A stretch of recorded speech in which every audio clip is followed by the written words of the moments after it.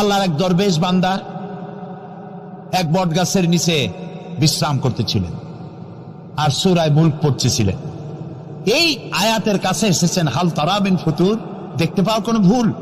শুয়ে শুয়ে বলতেছে, আল্লাহ তোমার সৃষ্টি জগতে তো ভুল ধরার কোনো উপায় নাই, কেউ ধরতে পারবে না, তবে আমার চোখে একটা জিনিস বেমানান মনে হয়।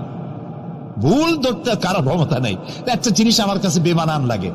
একা একা বলতেছে, সেটা হলো এই, তুমি তাল গাছ বানাইছো যেমন তালও সেই রকম বড়, বেল গাছ যেমন বেলও বড়, নারকেল গাছ যেমন নারকেলটাও বড়, কিন্তু এত বড় বিরাট বট গাছ ফল একেবারে এতটুকু এতটুকু, এইটা একটু বেমানান লাগতেছে। এই চিন্তা করতেছে দরবেশ সাহেব, হঠাৎ করে একটু বাতাস এসে গাছের ডাল আন্দোলিত হয়েছে, একটা আধা পাকা বটের ফল অনেক উঁচু থেকে ছিঁড়ে এসে দরবেশের নাকের উপরে পড়ছে, নাকটা জ্বলে উঠছে। দরবেশ সাহেব বলছে, আস্তাগফিরুল্লাহ, আল্লাহ এটা তো ফল না, এটা আমার চিন্তার জবাব। আমি চিন্তা করতেছি গাছ আনমান ফল হয় নাই, তাল গাছ যেমন ফল যেমন, বট গাছ যেমন ফল যদি ওই আকারে হইতো, ফলটা যে পজিশন নিয়ে আমার নাকে পড়ছে, এতে তো আমার নাকও যাইতো মাথাও যাইতো। সুতরাং আল্লাহ রাব্বুল আলামিন তার সৃষ্টি জগৎকে আপন কুদরত দিয়ে সুন্দর করে সৃষ্টি করেছেন। ভাগ্যবান তারা যে আল্লাহকে স্বীকার করে 5 ওয়াক্ত নামাজে আল্লাহকে সেজদা দেয়। সুবহানাল্লাহ।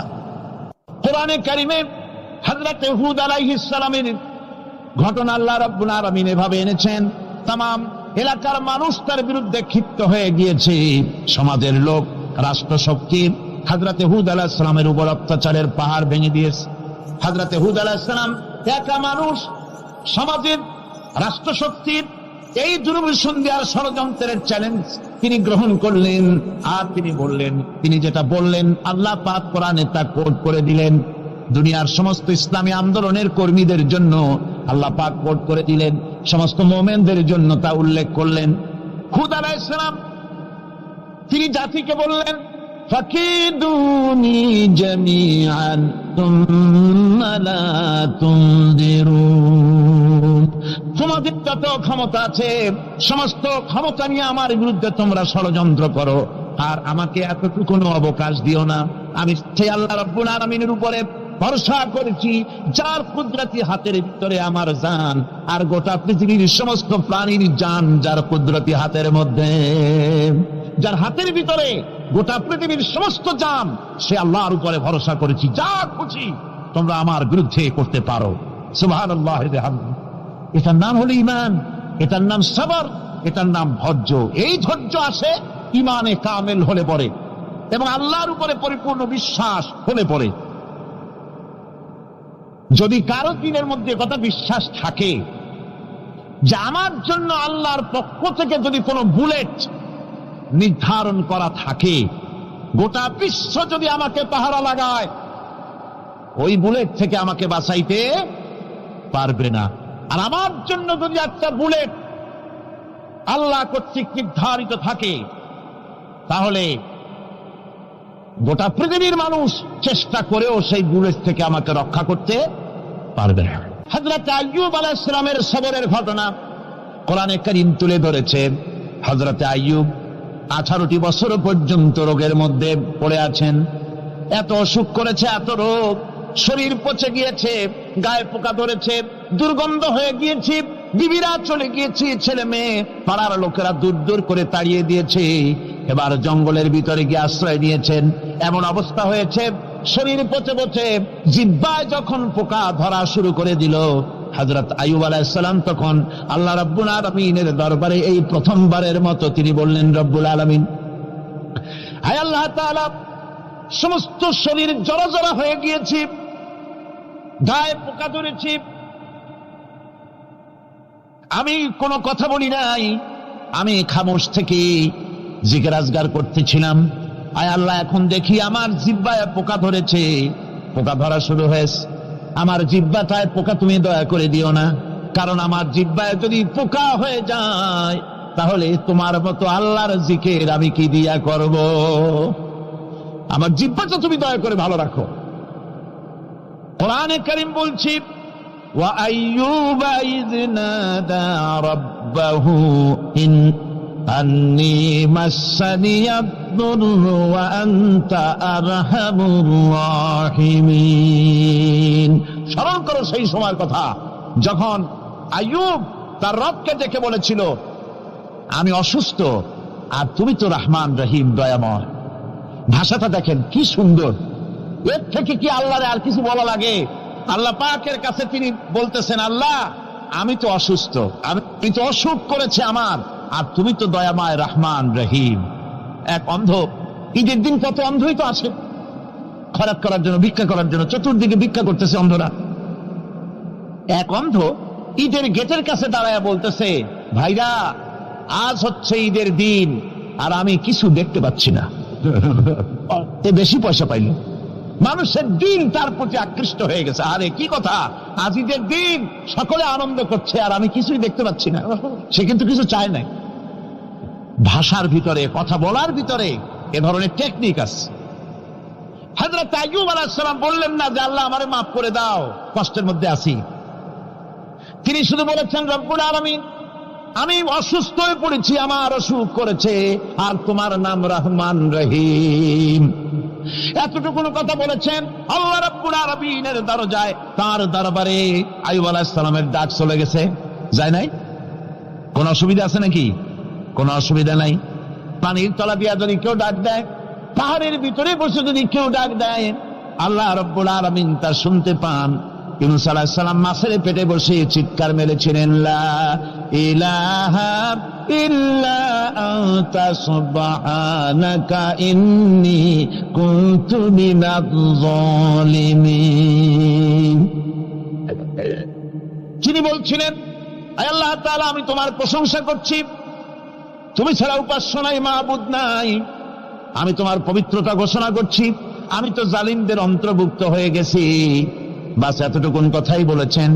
আল্লাহ পাক বলছেন, ইউনূসের ডাক তো কেউ শোনে নাই, পানির মধ্যে কেউ শোনে নাই, জমিনের কেউ শোনে নাই, মহাশূন্যের কেউ শোনে নাই, কিন্তু মাছের পেটের ভেতরে থেকে, গভীর অতল দরিয়ার তলদেশ থেকে মাছের পেটের ভিতরে বসে আমার ইউনূস যে ডাক দিল, ওই ডাক আমি আরশের মালিক আমি শুনতে পেয়েছি, আর সঙ্গে সঙ্গে জবাব দিয়েছি। ফাস্তাজাবনা লাহু ওয়া নাজ্জাইনাহু মিনাল গাম্মি ওয়া কাযালিকা নুজিল মুমিনিন। ডাকের সাড়া দিলাম, বিপদ দিয়া বাঁচায় দিলাম। শুধু ইউনূসের না, আল্লাহ পাক এ জায়গায় আবার ওয়াদা করলেন, দুনিয়ার যত মুমিন বান্দা আছে তারা যদি কখনো বিপদে পড়ে যায় আর আমারে যদি ডাকে, আমি এইরকম করে বিপদ থেকে বাঁচাইয়া দেব। আইয়ুব আলাইহিস সালাম যখন আল্লাহ রাব্বুল আলামিনের কাছে ফরিয়াদ করলেন, আল্লাহ পাক তখন বলছেন, কোরআনে কারীম বলছে, ফাস্তাজাবনা লাহু ফাকাশাফনা মা বিহি মিন দুররিন ওয়া আতাইনাহু আহলাহু ওয়া মিসলাহুম মাআহুম রাহমাতাম মিন ইনদিনা ওয়া যিকরা লিল আবিদিন। আমি আইয়ুবের দোয়া কবুল করে নিলাম, শুধু তার পরিবার বর্গই দিলাম না, বরং আরো কিছু নিয়ামত আমি তাকে দান করে দিলাম। এবং তাই জন্য যেহেতু তারা ছিল আমার অনুগত বান্দা, আমার বাধ্যগত, আমি এই জন্য রহম করেছি, সমস্ত রোগ শোক আমি মাফ করে দিয়েছি।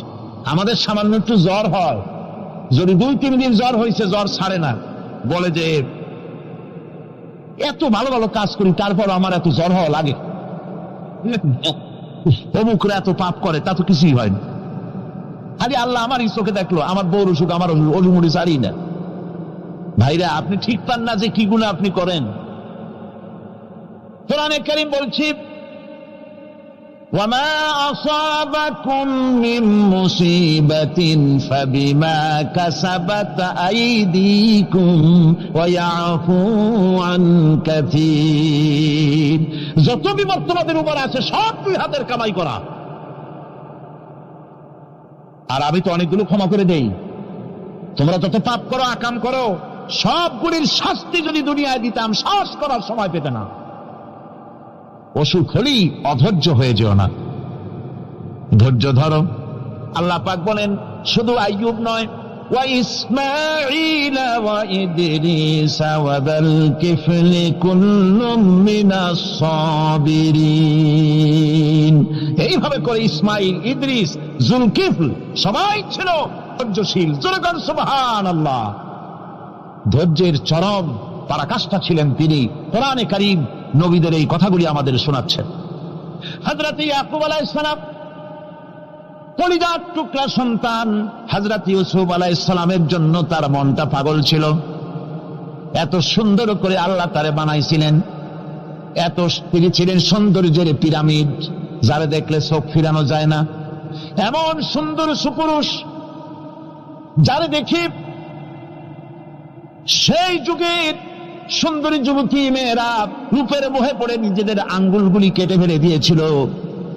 রূপের মোহে এমন অবশ হয়ে গেছে, আঙ্গুল কেটেছে, হাত কেটেছে, টের পায় নাই। আবার ভুল বুঝবেন না, দুনিয়ার সেরা সুন্দর পুরুষ ইউসুফ আলাইহিস সালাম, তা কিন্তু রাসূলের চাইতে বেশি নয়। হযরত উম্মুল মুমিনিন আয়েশা রাদিয়াল্লাহু তাআলা আনহা তিনি বলেছেন, যেই সব সুন্দরী রমণীরা ইউসুফ আলাইহিস সালামকে দেখে রূপের মোহে পড়ে নিজেদের আঙ্গুলগুলো কেটে ফেলেছিল, ওরা যদি আমার হাবিবকে দেখতো, ওরা যদি আল্লাহ রাসূলকে দেখতো, তাহলে হাত কাটতে কাটতে কোন ফাঁকে দিয়ে কলিজা কেটে ফেলে দিত, ওরা টের পেত না। আমার বন্ধুগণ, হযরত আইয়ুব আলাইহিস সালাম সন্তানের মায়া, অন্যান্য ভাইরা হিংসায় পড়ে গেল, তারা নিয়ে তাকে কুয়ায় ফেলে দিল। সেখান থেকে তারা একটা ছাগল বা কোনো পশু জবাহ করে তার রক্ত মাখাইয়া জামা এনে হাজির করে দিল হযরত ইয়াকুব আলাইহিস সালামের সামনে, যে তারে নিয়ে খেলা করতে গিয়েছিলাম, আমরা খেলায় লিপ্ত ছিলাম, বাগে খাইয়া ফেলাইছে। এগুলি কি গপ্প? এগুলি কি কোরআন? আল্লাহ পাক শোনাচ্ছেন, বিশ্ববাসীকে শোনাইছেন। সূরা ইউসুফের চাইতে এত সুন্দর উপাখ্যান গোটা পৃথিবীতে আর নাই। সুবহানাল্লাহ। অনেকে ইউসুফ জুলাইখার কিসসা খুব মজা করে পড়ে, ফুর্তি করে, প্রেমের গল্প পড়ে। এটা কোনো প্রেমের গল্প নয়। ইউসুফ আলাইহিস সালাম, জুলাইখা ইউসুফ আলাইহিস সালামের জন্য কাঁদতে কাঁদতে চোখ কানা হয়ে গেছে। এরপর ইউসুফ আলাইহিস সালাম জুলাইখারে পাওয়ার জন্য পাগল হয়ে গেছে। নাউজুবিল্লাহ, এটা হয়নি কখনো। তিনি আল্লাহর পয়গম্বর, আর আল্লাহ কেমনে তারে বাঁচিয়েছেন? যখন জুলাইখা ঘরের ভিতরে সুন্দর করে যৌন উন্মাদনামূলক চিত্র অঙ্কিত করে ঘরের মধ্যে আটকায় দিয়েছে, তালা লাগায় দিয়েছে, আর নিজে যৌন উদ্দীপক কাপড় চোপড় পরেছে না পরার মতোই। সে যুগের সুন্দরী মেয়ে জুলাইখা, তার কুপ্রবৃত্তিকে চরিতার্থ করার জন্য আহ্বান করা হয়েছে। হযরত ইউসুফ আলাইহিস সালাম লক্ষ্য করে দেখলেন এমন জায়গা, এখান থেকে পালাবার তো পথ নাই, দরজা বন্ধ করে দিয়েছেন।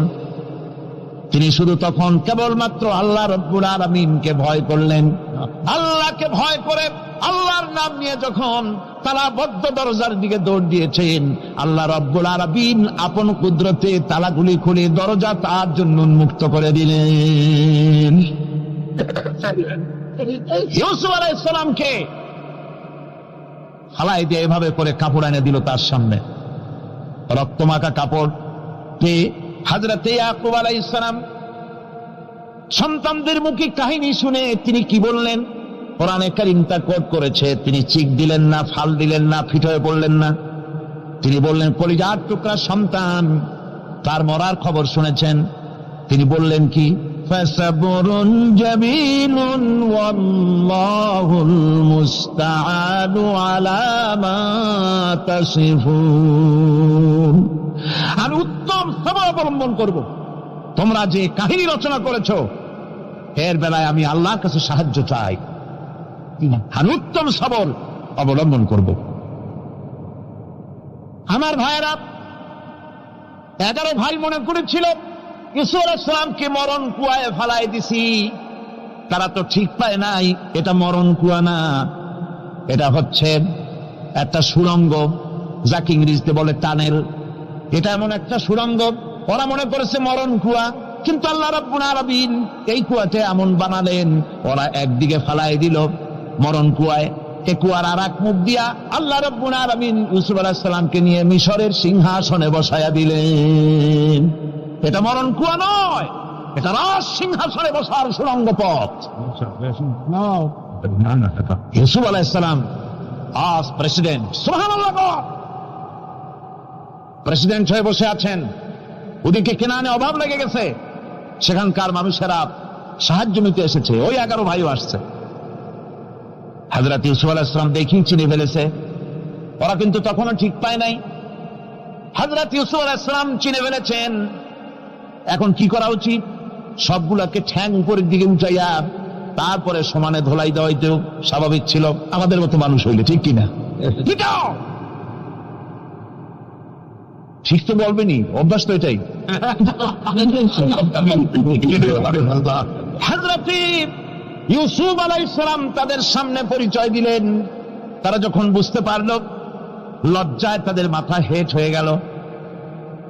হযরত তার এক তো লজ্জা, আর 2 নম্বরের ভয়, জান নিয়া কেনানে কেউ ফিরে যাইতে পারবো না। এখন অবস্থা হয়েছে যে জীবনই যায় নাকি এখানে।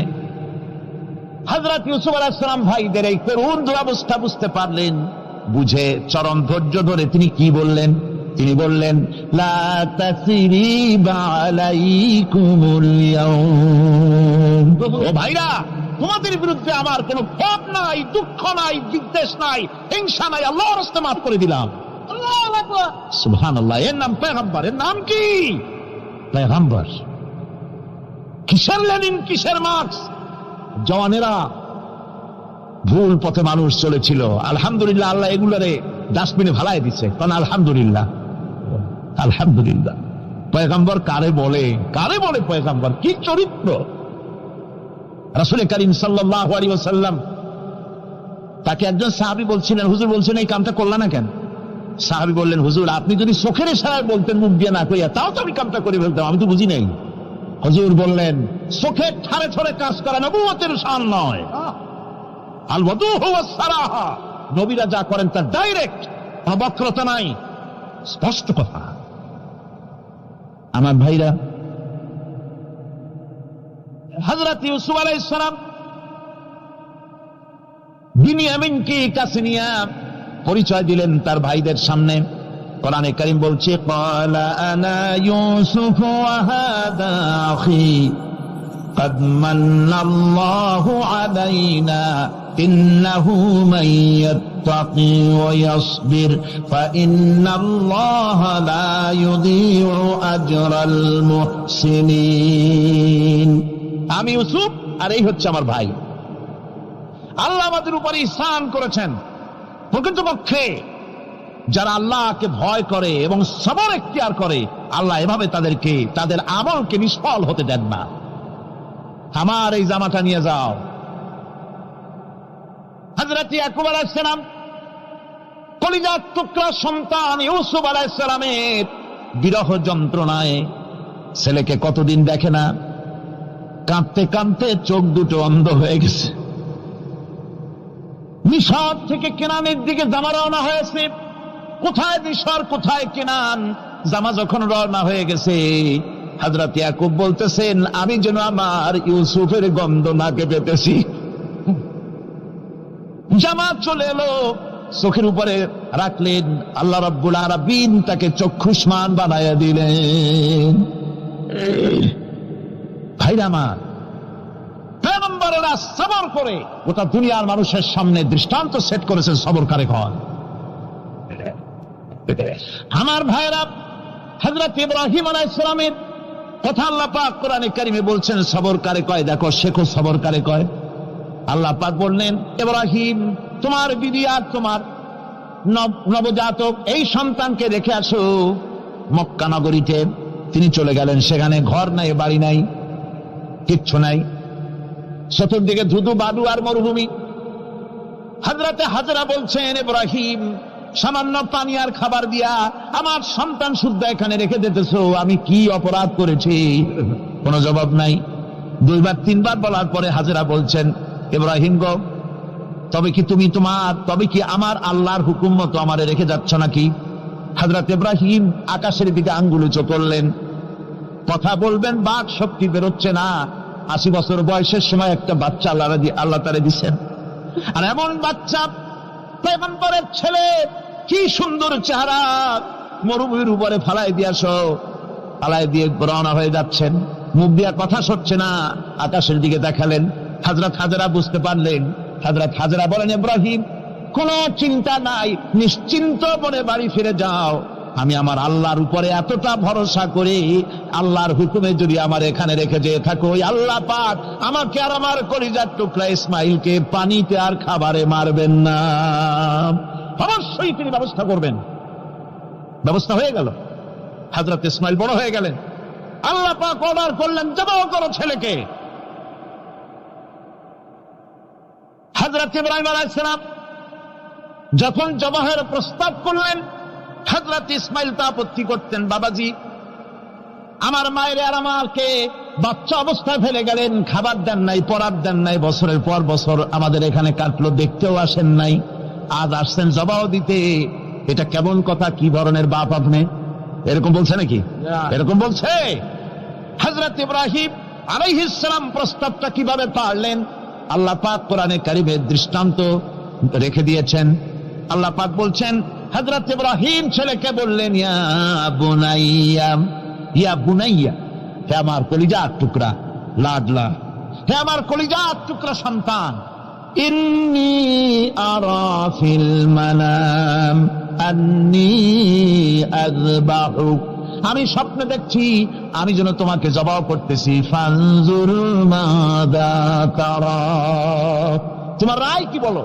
আমি তো স্বপ্নে দেখছি যে আমি তোমার জবাহ করতেছি, এখন তোমার রায় কি, তোমার মত কি? হযরত ইসমাঈল আলাইহিস সালাম শুনিয়া দিলেন দৌড়, নাকি না? হযরত ইসমাঈল আলাইহিস সালাম ধৈর্যের প্রতীক, তিনি কি কথা বললেন? তার মুখের কথা কোরআন শরীফে আল্লাহ পাক উঠায় দিলেন। হযরত ইসমাঈল বললেন, ইয়া আবাতি ফাআল মা তু'মারু সাতাজিদুনি ইনশাআল্লাহু মিনাস সাবিরিন, হে আমার পিতা, আপনি যে ব্যাপারে আদিষ্ট হয়েছেন আপনি তা পালন করুন, অবশ্যই আমাকে ধৈর্যধারীদের মধ্যে পাওয়া যাবেন। সুবহানাল্লাহ।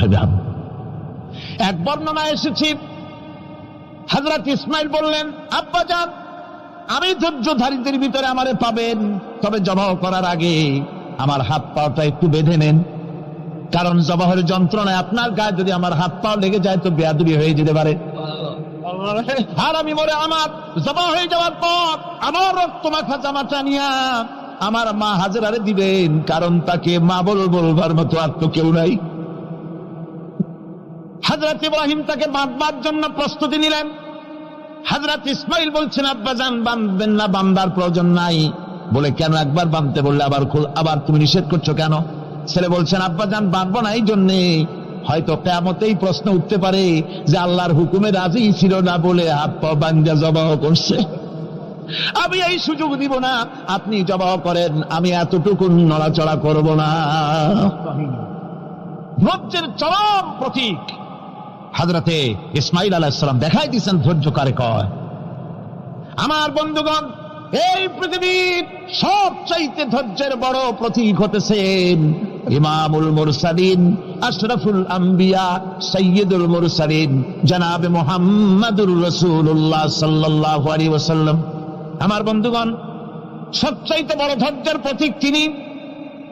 কাউকে একটা গালি দেন নাই জীবনে, কাউকে ঠাট্টা করেন নাই, কাউকে মারেন নাই, কারো মনে দুঃখ দেন নাই, তিনি দুঃখ পেয়েছেন, তিনি কাউকে দুঃখ দেন নাই, তিনি কষ্ট পেয়েছেন, কাউকে কষ্ট দেন নাই। আমার ভাইয়েরা, তায়েফের ময়দান, আমার নিজের চোখে তায়েফে যেদিন আমি তায়েফ দেখলাম, আমি তায়েফে ঢুকেছি, জীবনে কোনোদিন যাই নাই, রমজান মোবারকে আমি সেখানে গেলাম, আমাকে বসার জন্য তারা নিয়ে যাবে, আমি বললাম আগে বসবো না, আমারে আগে নিয়ে যাও, আমার নবীকে কোন জায়গায় ওরা মেরেছিল সে জায়গাটা দেখাও। তায়েফের সেই গলিতে যখন আমি গেছি, দুই দিকে পাহাড় দাঁড়ানো, তায়েফের লোক আমার সাথে ছিল, তারা বলল এই জায়গাটা প্রথম যেখানে চতুর্দিক থেকে নবীজিকে পাথর মারছিল আর আল্লাহর নবী বেহুশ হয়ে পড়ে গিয়েছিলেন। 3টা দিন না খাওয়া, হযরতে খাদিজা নাই, আবু তালিব নাই, মক্কায় জায়গা নাই পা রাখার, নবীজি 3টা দিন ঘুরলেন। নেতারা বলল, তুমি যদি নবী হবে তো এতিম হলে কেন? আল্লাহ নবী বানাবার জন্য কি একটা ধনী মানুষ পায় না? তোমার মতো এতিম আর গরিবের নবী বানাইলো কেন? আল্লাহ নবী 3 দিন পর যখন দেখলেন কেউ দাওয়াত শোনে না, কেউ মানে না, কেউ গ্রহণ করে না, তখন তিনি নেতাদের অনুরোধ করলেন, ঠিক আছে দাওয়াত তো কবুল করলে না, তবে একটা কাজ করো, অন্তত আমি যে তায়েফে আসছিলাম এই খবরটা মক্কায় দিও না, ওরা আরো অত্যাচার বাড়ায় দেবে। এই কাফিরগুলি খবর তো মক্কায় পাঠালো, আর সমস্ত যুবকদেরকে লেলিয়ে দিল। যুবকেরা চতুর্দিকে দাঁড়াইছে, রাসূলকে পাথর মারা শুরু করে দিল। আমি যখন রেল লাইনের থেকে হাঁটি, যখন রেল লাইন কোনো সময় দেখি, রেলের পাথরগুলি, রেল লাইনের পাথরগুলি দেখলে আমার মাথায় যেন কেন তাইফের কথা মনে এসে যায়।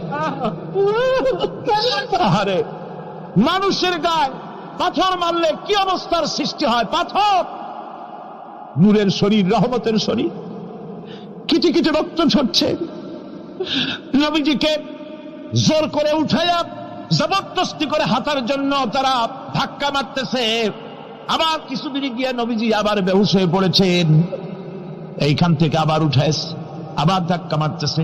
3 নম্বরের আর একটা জায়গা আছে যেখানে ভাঙ্গা একটা মসজিদ। তাইফের লোকেরা আমাকে বলল, এই জায়গাটা হলো শেষ জায়গা যেখানে রাসূল করিম 3য়-বারের মতো বেহুশ হয়েছিলেন, এখানেই হুজুরের রক্ত ঝরেছে বেশি। 2 রাকাত নামাজ পড়লাম, সিজদায় পড়ে এমন কান্না কাঁদলাম আল্লাহর কাছে। নবীজি যখন হুঁশ এসেছে, হযরতে জিবরাইল বলেন, ইয়া রাসূলুল্লাহ, আপনার এই কষ্ট দেখে ফেরেশতারা কাঁদতেছে, আপনি অনুমতি দিয়ে দেন এই 2 পাহাড়কে মিলাইয়া সমস্ত তায়েফবাসী কাফেরগুলি মাটির সাথে মিশাইয়া দেই। নবীজি বললেন, জিবরাইল, আমি যদি হুকুম করি আর আমার হুকুম মতো যদি এই কাম করো, একটা কাফেরও যদি না বাঁচে তাহলে কার মুখে পৌঁছাবো লা ইলাহা ইল্লাল্লাহু মুহাম্মাদুর রাসূলুল্লাহ। আমার ভাইরা, হযরত সাল্লাল্লাহু আলাইহি ওয়াসাল্লাম উঠে বসলেন।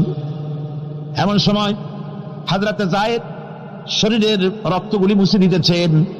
হযরত সাল্লাল্লাহু আলাইহি ওয়াসাল্লাম বসে 2খানা হাত উত্তোলন করলেন।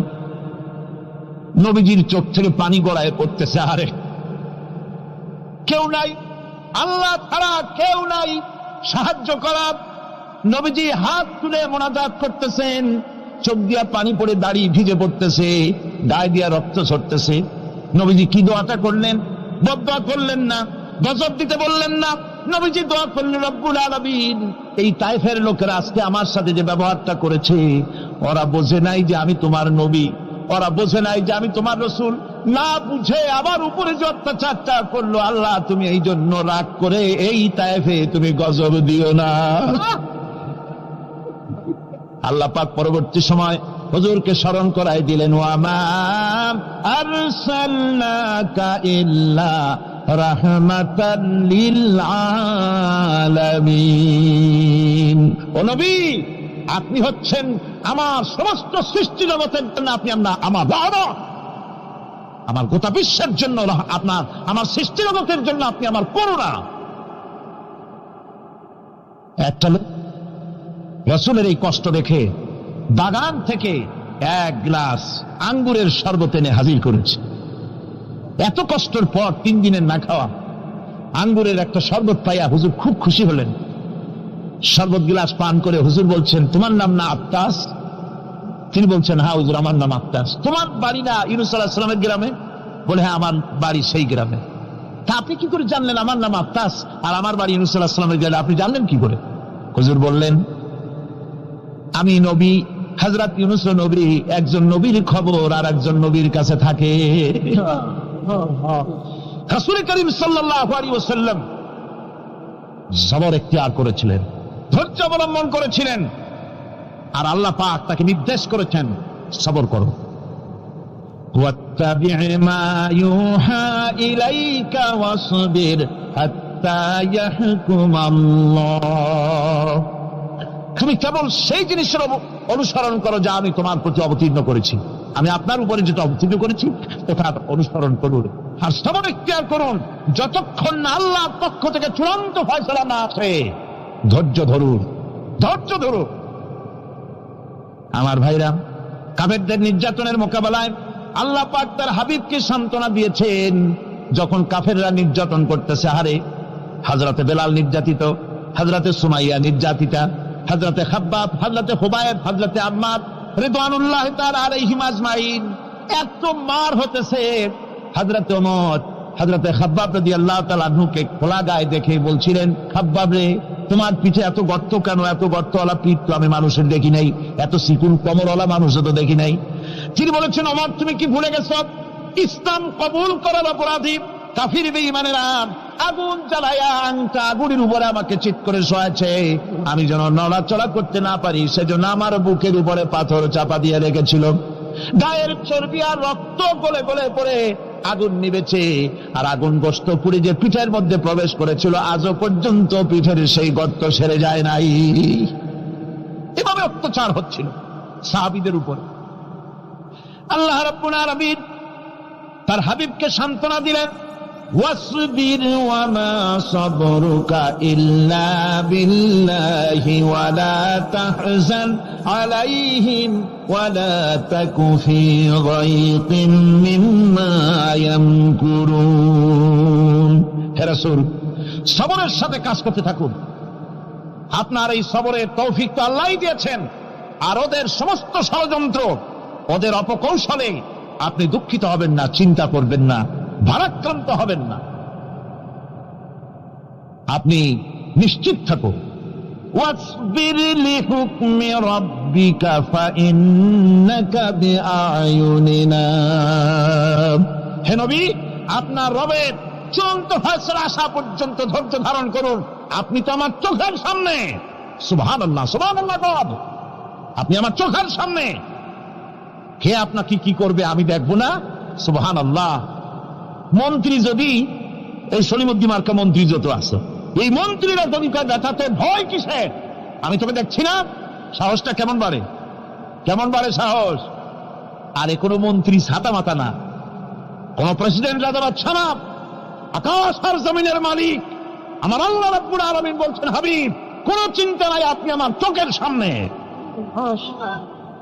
ওরা চায় আপনাকে দুনিয়া থেকে মিটাই দিতে, আর আমি চাই ওয়ারাফানা লাকা যিকরাক, আপনার প্রশংসা তো হবে গোটা বিশ্ব জুড়ে, সর্বত্র ছড়িয়ে যাবে আপনার নাম। সুবহানাল্লাহি বিহামদিহি। আল্লাহ পাক অন্যত্র বলেছেন, ওয়ালাকাদ কুযযিবাত রুসুলুম মিন ক্বাবলিকা ফাসাবারু আলা মা কুযযিবু ওয়া উযু হাত্তা আতাহুম নাসরুনা। হে মুহাম্মদ সাল্লাল্লাহু আলাইহি ওয়াসাল্লাম, আপনার পূর্বে অসংখ্য নবী রাসূল এই পৃথিবীতে আসছে এবং জুলুম আর নির্যাতনের শিকার তারা হয়েছেন। অবশেষে তাদের প্রতি আল্লাহর সাহায্য এসেছে। সুতরাং আপনাকেও ধৈর্য ধারণ করতে হবে। ধৈর্য ছাড়া কোনো পথ নাই, ধৈর্য আপনাকে ধারণ করতেই হবে। আর এই ধৈর্য ধারণ করলে পরে আল্লাহর চূড়ান্ত ফয়সালা আসবে, তখন আল্লাহ পাক মেহেরবানি করবেন। আমার ভাইরা, এই ধৈর্য পৃথিবীর সমস্ত পয়গম্বররা ধৈর্য অবলম্বন করেছেন, কখনো অধৈর্য হন নাই। দিন কায়েমের সংগ্রামে নবী রাসূলগণ দারুণ ভাবে সবর ইখতিয়ার করেছেন। বৃদ্ধবাদীদের সকল রকমের নির্যাতন, অপকৌশল, ষড়যন্ত্র, এই সব কিছু মোকাবেলা করেছেন ধৈর্যের নীতি অবলম্বন করি। কখনো ধৈর্য ত্রুটি তাদের মধ্যে ঘটেনি, বরং আল্লাহ রাব্বুল আলামিন তাদের প্রতি সন্তুষ্ট হয়েছেন।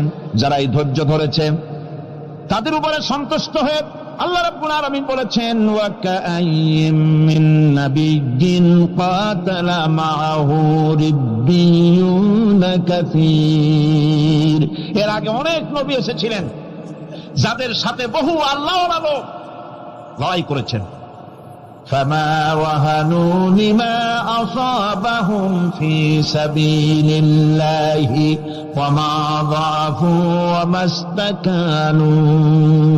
আল্লাহর পথে তাদের উপর যত বিপদ এসেছিল তারা হতাশ হয়ে পড়েন নাই, দুর্বলতা দেখাননি, বাতিলের সামনে মাথাও নত করেন। ওয়াল্লাহু ইউহিব্বুস সাবিরিন। আর আল্লাহ পাক ধৈর্যশীল যারা, তাদেরকে আল্লাহ পাক ভালোবাসেন। আমার ভাইরা, ধৈর্যের পরিচয় রাসূল করিম সাল্লাল্লাহু আলাইহি ওয়াসাল্লাম উহুদের ময়দানে যখন আক্রান্ত হয়ে গেলেন, চতুর্দিকে কাফেররা ঘিরে ধরেছে, বাঁচার কোনো পথ নাই। সাহাবায়ে কেরাম রাসূলকে পাহারা দিলেন। যারা রাসূলকে পাহারা দিতে দাঁড়াইছেন, জীবন দিয়া পাহারা দিতে দাঁড়ায় গেছে, রাসূলের দিকে মুখ দিয়া, পিঠটা বাইরের দিকে দিয়ে রাসূলকে পাহারা দেওয়া শুরু করেছেন। হুজুরকে পাহারা দিতে যারা দাঁড়িয়েছিলেন, কাফের কর্তৃক নিক্ষিপ্ত কি তীরগুলি এসে যখন বিঁধতেছিল, শুধু একজন সাহাবী হযরত তালহার পিঠের ভিতরে রাসূলকে হেফাজতের জন্য 80টা তীর একজনের পিঠের মধ্যে দিয়ে ঢুকেছে। এক অসতর্ক মুহূর্তে নবীজির ডান্ডা মোবারক শহীদ হয়ে গেল, শিরস্থান ভেঙে গেল, লোহার কড়া প্রবিষ্ট হয়ে গেল কপালের ভিতরে। হুজুর মাথা ঘুরে পড়ে গেলেন। হযরত আবু উবাইদা রাদিয়াল্লাহু তাআলা আনহু হুজুরের মস্তক মোবারককে করে করে নিয়ে তারপরে বহু কষ্ট করে মাথা থেকে লোহার কড়া বের করলেন। এবার ওই কড়ার ছিদ্র দিয়ে রক্ত আসতেছে, মুখ দিয়ে রক্ত পড়তেছে, দাড়ি ভিজে যাচ্ছে। বুখারী শরীফে এসেছে, আল্লাহর নবী দুইখানা হাত নিজের চেহারার উপরে মলে আনে, টাটকা রক্ত চোখের সামনে দেখে বলছেন, আহারে, এই কওমের ফালাত কি করে হবে, এই কওমের মুক্তি কি করে হবে, এই কওমের নাজাত কি করে হবে, যে কওম তার নবীর চেহারা রক্ত দিয়ে আল্লাহ বানাইয়া দিল। নবীজি বললেন, আল্লাহুম্মা গফিরলি কওমি ফাইন্নাহুম লা ইয়ালামুন, আয় আল্লাহ পাক, আমার এই কওম বুঝতে পারে না, ওদেরকে মাফ করে দাও। খবর ছড়িয়ে গেল নবীজি শহীদ হয়ে গিয়েছেন। খবর ছড়িয়ে গেল চতুর্দিকে, মদিনায় খবর ছড়িয়ে গেল। মানুষ পাগলের মতো দৌড়ানো শুরু করে দিল। এক মেয়ে লোক দৌড়াচ্ছে উহুদের দিকে, কয়েকজন সাহাবীর সঙ্গে দেখা। তারা জিজ্ঞেস করলেন, দৌড়াও কেন মহিলা, যাও কই? কয় উহুদের দিকে যেতেছি। কয় যায় তো কোনো লাভ নাই, যেহেতু তোমার যে স্বামী এসেছিলেন জিহাদের ময়দানে তিনি তো শহীদ হয়ে গেছেন। মহিলা বলতেছে, কে শহীদ হয়েছে শুনতে চাই না, আগে বলো নবীজি কেমন আছে। আবার কিছুক্ষণ পর আর কয়েকজনের সঙ্গে দেখা। তারা বলছে, মেয়ে লোক দৌড়াও কই? যাচ্ছি উহুদের দিকে। তারা বলছেন যে কোনো লাভ নাই, তোমার যে দুইটা কলিজার টুকরা সন্তান উহুদে এসেছিল দুটোই শহীদ হয়ে গেছে। মা বলতেছে, ও সাহাবী, কে শহীদ হয়েছে শুনতে চাই না, তাড়াতাড়ি করে বলো আল্লাহর নবী মুহাম্মদুর রাসূলুল্লাহ সাল্লাল্লাহু আলাইহি ওয়াসাল্লাম কেমন আছেন। দৌড়াতে দৌড়াতে উহুদের মাঠে সাহাবায়ে কেরাম পরিবেষ্টিত। আল্লাহর নবীর কাছে গিয়ে হুজুরের জীবিত চেহারা মোবারকের দিকে তাকায়া মেয়ে লোকটি কাঁদতেছে আর বলতেছে, ইয়া রাসূলুল্লাহ, আমার স্বামী মরা শোক, আমার কলিজার টুকরা দুইটা সন্তান মরা শোক আমার কলিজা থেকে মুছে গেছে, আপনি বেঁচে আছেন, তামাম মুসলমানদের চাইতে বড় সান্ত্বনার রায়। ভাইরা আমার, রাসূল করিম সাল্লাল্লাহু আলাইহি ওয়াসাল্লাম এভাবে করে ধৈর্যের পরিচয় দিয়েছেন। গালাগালি দেন নাই, রাগ করেন নাই, বদদোয়া করেন নাই। সুবহানাল্লাহ কোন, সুবহানাল্লাহ। ভাইরা আমার, এই সবর এমন মহান বৈশিষ্ট্য এর মধ্যে রয়েছে। জিহাদের ময়দানে যদি লোক কম হয় আর যদি তাদের মধ্যে সবর থাকে, বেশি সংখ্যক লোকের উপরে আল্লাহ পাক সবরকারীদেরকে বিজয়ী করে দিবেন। কোরআনে কারীমে রব্বুল আলামিন বলেন, কাম মিন ফিয়াতিন কালিলাতিন গালাবাত ফিআতান কাসীরাতাম বিইذনিল্লাহ আল্লাহু মা'আস সাবিরিন। এমন ঘটনার বহু নজির আছে যে কম সংখ্যক লোকেদের উপরে আল্লাহ পাক, বেশি সংখ্যক লোকেদের উপর আল্লাহ পাক কম সংখ্যক লোকদেরকে জয়ী করে দিয়েছেন। আল্লাহু মা'আস সাবিরিন, আর আল্লাহ আছে ধৈর্যশালীদের সাথে। আল্লাহ আছে কাদের সাথে? দেখেন না বদরের কামটা, বদরের ময়দান, 313 জন মুসলমান, অস্ত্রপাতি নাই, সামান্য সামান্য অস্ত্র, আর কাফেরেরা এসছে হাজারেরও বেশি। আমার বন্ধুগণ, ধৈর্য কত বড় কাম দিল, ধৈর্য ধারণ করেছেন তারা, আল্লাহর উপরে ভরসা করেছেন। আল্লাহ রাব্বুল আলামিন অস্ত্রের কাজ কি দিয়া করায় দিলেন। একজন সাহাবী এসে বলছেন, হুজুর, জিহাদের ময়দান, ইসলামের প্রথম জিহাদ, আমার কাছে তো অস্ত্র নাই, মেহেরবানি করে একটা অস্ত্র আমারে দেন, আমি লাফায় পড়ি জিহাদের মধ্যে। হুজুর বলেন, অস্ত্র তো আমার কাছে নাই, দিবটা কি? সাহাবী বলছেন, হুজুর, অস্ত্র না থাকে যা পারেন তাই দেন, আপনার হাত দিয়ে যা দিবেন আমি দাঁড়ায় থাকতে পারবো না, যাহাতে আমাকে শরীক হতেই হবে। নবীজি কাছে পেলেন একখানা শুকনা খেজুরের ডালখানা তুলে সাহাবীর হাতে তুলে দিলেন। সাহাবী বলেন, রাসূলের হাতের দেওয়া শুকনা খেজুরের ডালটা নিয়ে আমি যখন কাফেরদের ভিড়ের মধ্যে ঝাঁপায় পড়ে যখন শুকনা খেজুরের ডাল দিয়ে আঘাত দিলাম, তখন ধারালো তরবারে দিয়ে আঘাত করলে যে কাম হয়, শুকনা খেজুরের ডালের আঘাতে কাফের দ্বিখণ্ডিত হয়ে জমিনে পড়ে গেল। ভাইরা আমার, আল্লাহ রাব্বুল আলামিন সবর যারা করে সংখ্যা যদি কম হয়, আল্লাহ পাক তাদেরকে বিজয়ী করে দেবেন, এই ওয়াদা আল্লাহ রাব্বুল আলামিন করেছেন।